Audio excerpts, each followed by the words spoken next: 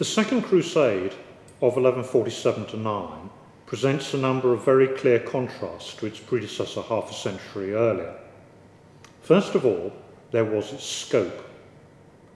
While the First Crusade comprised a number of separate armies that proceeded independently as far as Constantinople, thereafter they combined together as one joint force with a common objective, which was ultimately achieved with the capture of Jerusalem in July 1099.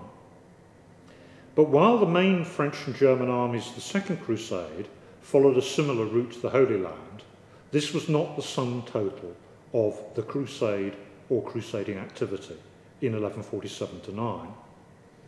The Eastern expedition was part of a much wider attempt to expand the frontiers of Christendom.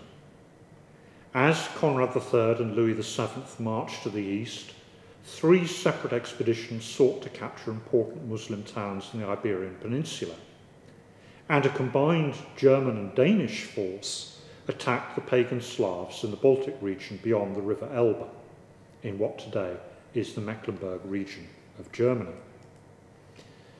The various activity might suggest a diversion and diffusion of the crusading ideal, but most contemporaries saw the various facets of what took place in 1147-9 as part of one and the same enterprise. So, for example, the German bishop Otto of Freising, who was one of the leaders of the Eastern expedition, described the Baltic operation of 1147 as follows. The Saxons, refusing to set out for the east because they had as neighbours certain tribes given over to the filthiness of idolatry, in a similar manner took the cross to assail these races in war. Their crosses differed from ours in this respect only, that they were not simply sewn to their clothing, but were brandished aloft, surmounting a wheel.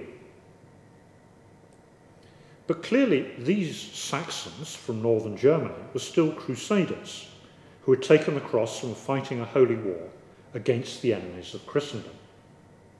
Similarly, the Anglo-Flemish fleet and army that captured Lisbon in October 1147 had originally intended to sail on through the Mediterranean to the Holy Land.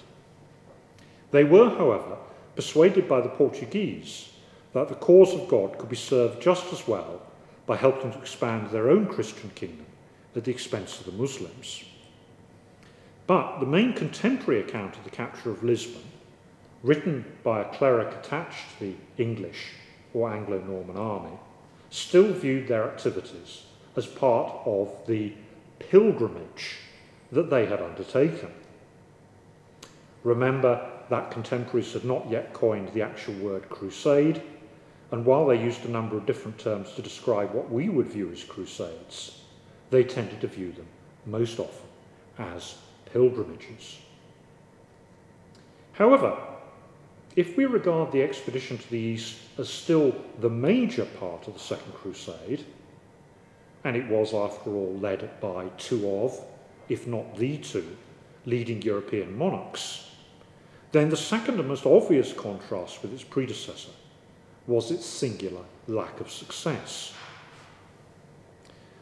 The First Crusade had been a triumph, universally viewed throughout Christendom as securing an inestimable benefit for the Christian faith by the recovery of the Holy City where Christ had lived and died.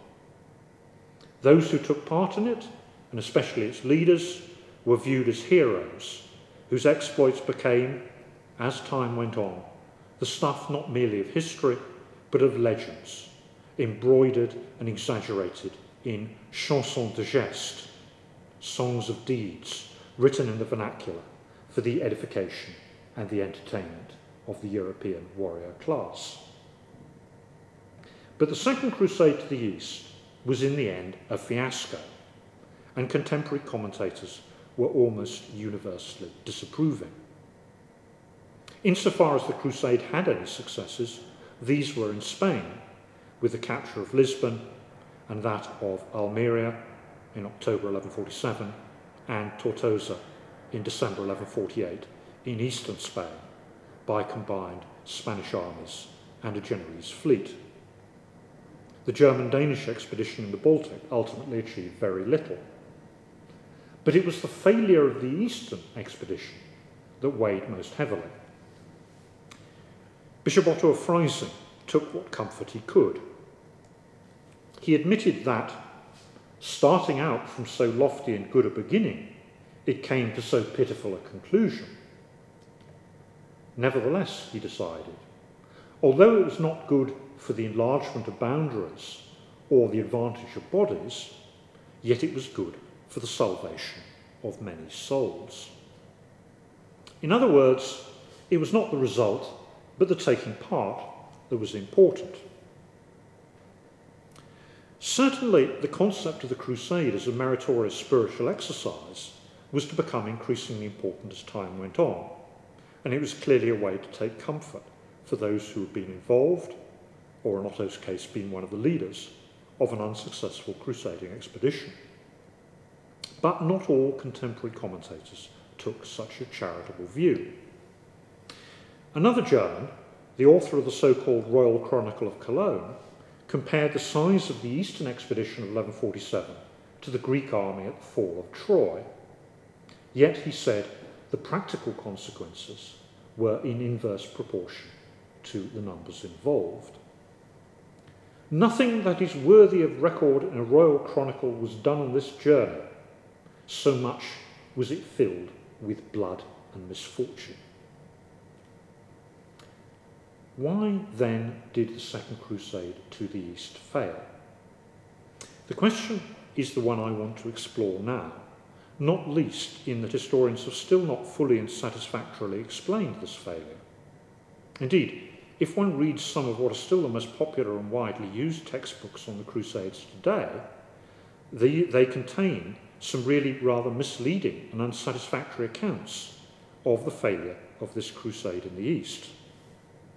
Furthermore, if we continue the comparison with the First Crusade, the failure of the Eastern expedition of 1147-9 becomes more surprising, given that the expedition of 1147-9 enjoyed a number of initial advantages that the First Crusade did not.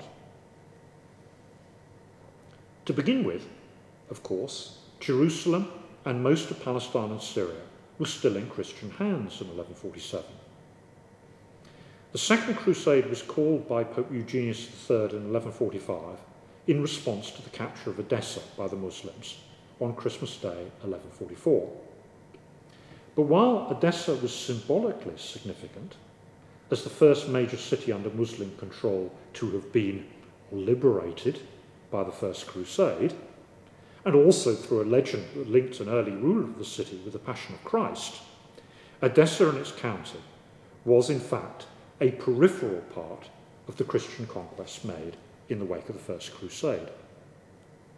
The county of Edessa was a salient that extended deep into Muslim territory in northern Syria, but because of this it was always vulnerable, surrounded as it was by Muslim territory on three sides. However, its loss, distressing though this might be, did not necessarily make the other Christian states along the Syrian coast unviable or indefensible. In addition, in 1096, the Byzantine Empire had retained only a few footholds in Asia Minor, and the First Crusade was marching into enemy territory almost as soon as it crossed the Bosphorus. But in the wake of the First Crusade's march across Asia Minor and defeat of the Seljuk Turks, the Byzantine Emperor Alexius Comnenus had reconquered most of western and southern Asia Minor. So, in 1147, the Second Crusade could, if it had chosen to do so, have taken advantage of the coastal towns in Byzantine hands to progress through friendly territory and, crucially, to obtain supplies. If some of these coastal areas under nominal Byzantine control were still vulnerable to Turkish attack, there was still the prospect of finding assistance and, indeed, of taking refuge if the expedition ran into trouble, provided the crusade stuck to the territory under or near Byzantine control.